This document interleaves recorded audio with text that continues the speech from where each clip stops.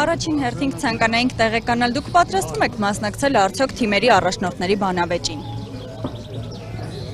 Ես արդեն ոնց որ հայտարարել եմ, եթե չեմ սխալվում, հանրային եթերում, ֆորմատը բովանդակային քննարկում հնարավոր չունենալ 19 հոգու մեջ եւ այդ ֆորմատով։ Իսկ երևի նկատել եք մեր քարոզարշավը հիմնականում բովանդակային է, պատճառը միայն դա է։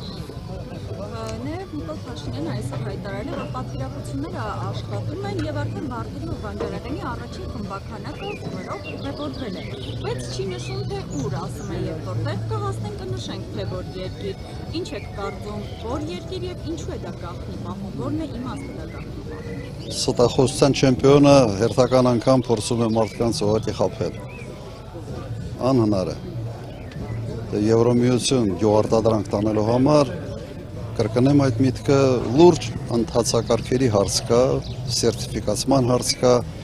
եւ սա ուղղակի տարիների հարց է։ Խոսում եմ այն լեզվին ատարից։ Եթե այնուամենայնի ինչ-որ ուղղությամբ Չկա այնուամենայնիվ կարող է ինչ-որ ուղղությամբ գնացել է, ինչ-որ մի ֆորմ ինտեղ մեկը բիզնեսով պայմանավորվել է, օրինակ տանեն այլ երկրի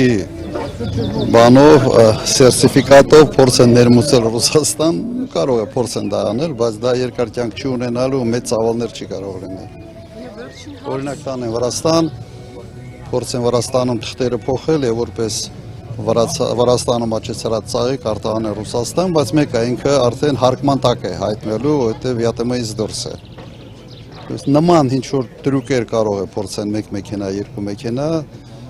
բայց մեկը սա հեռանկար ուղղակի չունի։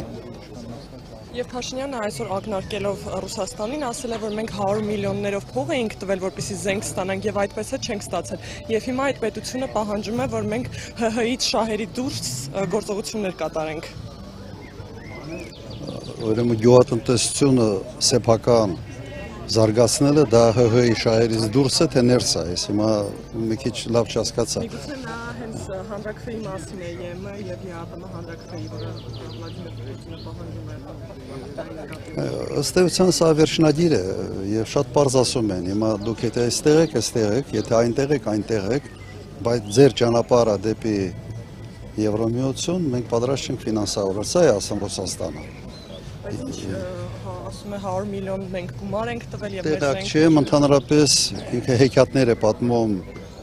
իբրև ծախսված զենք զինամթերքի վրա գումարների մասին, ուղղակի հեքիաթներ են։ Այդ մարդու ոչ մի բառի հնարավոր չի հավատալ։ Ուղղակի տեսակն է այդպեսին, այս պահին